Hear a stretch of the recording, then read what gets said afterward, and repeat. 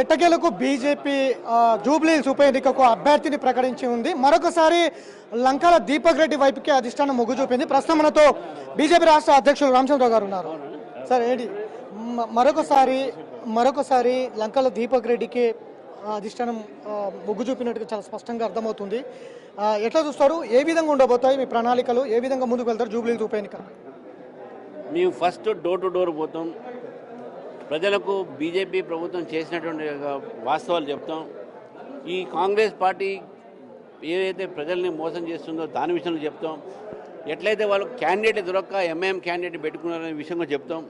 BRS car కూడా puncture అయింది, బ్రేకులు పోయినాయి, అది గ్యారేజ్ పడి ఉంది కాబట్టి ఇవన్నీ కూడా ప్రజలకు అర్థం చేసి చెప్తాం. బీజేపీకి అవకాశం ఇవ్వండి చెప్పి చెప్తాం. సరే, ఇంకొకటి ప్రధానంగా సరే ఎంఐఎం కావచ్చు, కాంగ్రెస్ కావచ్చు, బీఆర్ఎస్ కావచ్చు, అభ్యర్థులు దొరకకపోవచ్చు, కానీ బీజేపీ ప్రధానంగా ఒక 2 సార్లు అవకాశం ఇచ్చింది లంకాల దీపారెడ్డికి, మళ్ళొకసారి ఇప్పుడు కూడా అవకాశం ఇచ్చింది. అంటే ఏ ఈక్వేషన్స్, లాయాలిటీయా లేకపోతే కాన్ఫిడెంటా లేకపోతే ఏ విధంగా ఇచ్చారు ఓడిపోతున్న వ్యక్తికి మరొకసారి అన్నది కూడా చర్చ జరుగుతుంది. ఏం చెప్తారు? ఎలక్షన్ తర్వాత ఓటమి గెలుపు ఉంటుంది. ఓడిపోయిన వాళ్ళకి టికెట్ ఇవ్వకూడదని ఏం లేదు. నేను కూడా 5 సార్లు ఓడిపోయిన, నాకు 4 సార్లు టికెట్ ఇచ్చింది, నేను ఎమ్మెల్సీగా గెలిచాను. ఇవన్నీ ప్రజల తీర్పది.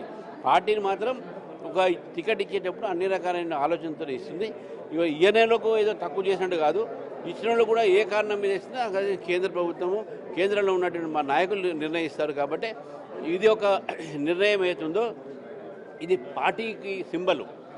పార్టీ సింబల్ కింద ఎవరిని పెట్టినా కూడా మనం పనిచేయాలి, గెలిపించాలి అని చెప్పి ఆలోచనతో కార్యకర్తలు ఉంటారు. కానీ ఎవరికి టికెట్ ఇచ్చిందో ఎందుకు ఇవ్వలేదని ఆలోచించారు. ఒకవైపు బీసీ సినారియో మొత్తం కూడా రాష్ట్రంలో నడుస్తూ ఉంది. ఇట్లాంటి పరిస్థితుల్లో రెడ్డి సామాజిక వర్గానికి వైపుకు మీరు మొగ్గు చూపినట్టుగా చాలా స్పష్టంగా అర్థమవుతుంది లంకాల దీపక్ రెడ్డి. మిగతా బీఆర్ఎస్ కావచ్చు, కాంగ్రెస్ కావచ్చు, బీసీ ఇచ్చినటువంటి మీకు కలిసి వస్తుందా అనుకుంటున్నారా? నేను ఈ ఎలక్షన్స్లో కేవలం స్థానిక సంబంధించిన యొక్క పరిస్థితులు వస్తాయి. మేము బీసీల పట్ల ఉన్నటువంటి మాకు ఉన్నటువంటి ఒక కమిట్మెంట్ ఏది ఉందో కాంగ్రెస్ పార్టీకి లేదు, అందరు చూశారు. బీఆర్ఎస్ పార్టీ కూడా లేదు, వాళ్ళు కూడా అందరు చూశారు. కాబట్టి క్యాండిడేట్ వేరే కులస్తులు అయినప్పుడు కూడా ఓవరాల్గా బీజేపీ పాలసీ చూడాలి. బీజేపీ ప్రధానమంత్రి BC, BJP vice president, all India vice president కూడా ఏదో ఉపరాష్ట్రపతి బీసీ, బీజేపీ 27 మంది బీసీ క్యాబినెట్కి ఇచ్చారు, బీజేపీ బీసీ ముఖ్యమంత్రికి ఇచ్చినాము. మేము మా దగ్గర ఉన్నటువంటి ఒక బీసీ కృష్ణయ్య గారికి మేము ఎంపీ ఇచ్చినాము.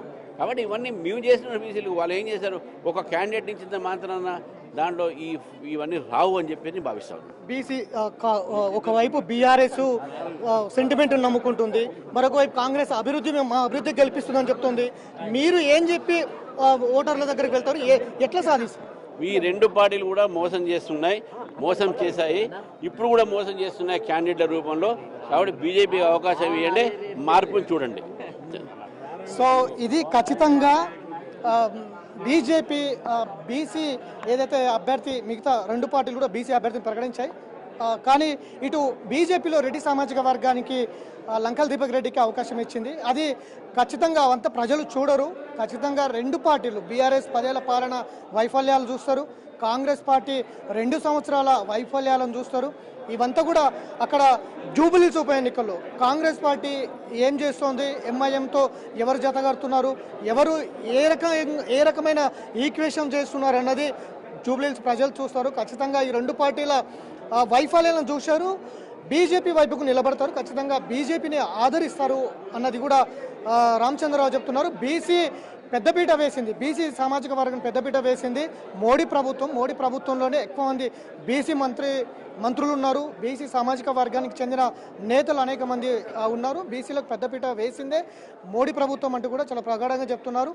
ఆ మోడీ కార్డే మమ్మల్ని జూబ్లీహిల్స్ ఉప ఎన్నికలు గెలిపిస్తుంది అనే విశ్వాసాన్ని అయితే రామచంద్రరావు చెప్తున్నారు. వీడియో జర్నలిస్ట్ గౌస్తో వెంకట్ బిగ్ టీవీ, హైదరాబాద్.